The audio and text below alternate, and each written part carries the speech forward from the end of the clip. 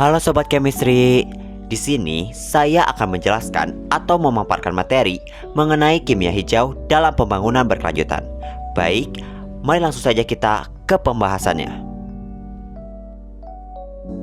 Kimia hijau adalah pendekatan dalam ilmu kimia yang bertujuan untuk merancang produk dan proses kimia yang mengurangi atau menghilangkan penggunaan serta pembentukan zat berbahaya.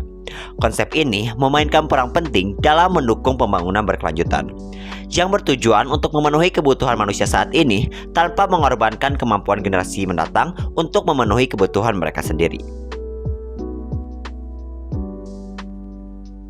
Dalam pembangunan berkelanjutan, kimia hijau berfokus pada beberapa hal, di antaranya penggunaan sumber daya yang efisien, mengurangi limbah dan polusi, meningkatkan keamanan dan kesehatan, serta inovasi teknologi ramah lingkungan.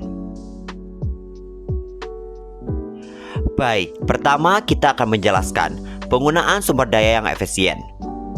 Penggunaan sumber daya yang efisien adalah menggunakan bahan baku yang dapat diperbarui dan energi yang ramah lingkungan, seperti biomasa atau energi matahari, untuk mengurangi ketergantungan pada sumber daya tak terbarukan.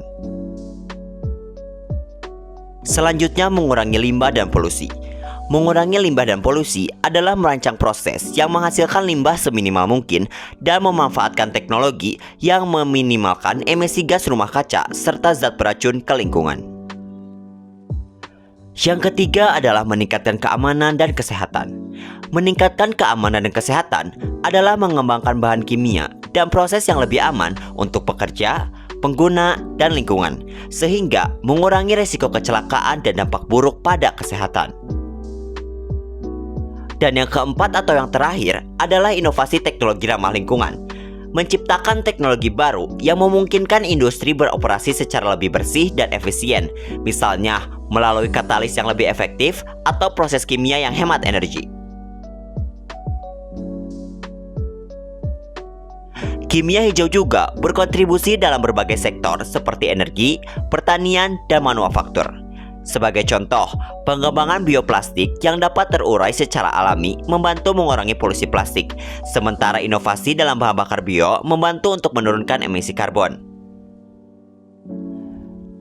Dengan mengintegrasikan prinsip kimia hijau, kita dapat menciptakan sistem produksi yang lebih bersih dan mendukung transisi menuju ekonomi sirkular, di mana limbah diolah kembali menjadi sumber daya.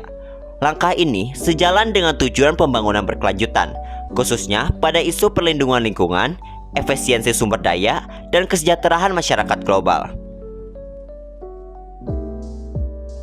Kimia hijau membuktikan bahwa pertumbuhan ekonomi, inovasi teknologi, dan kelestarian lingkungan dapat berjalan beriringan untuk menciptakan dunia yang lebih baik. Baik, mungkin sekian penjelasan mengenai kimia hijau dalam pembangunan berkelanjutan. Sekian, sampai jumpa di lain waktu.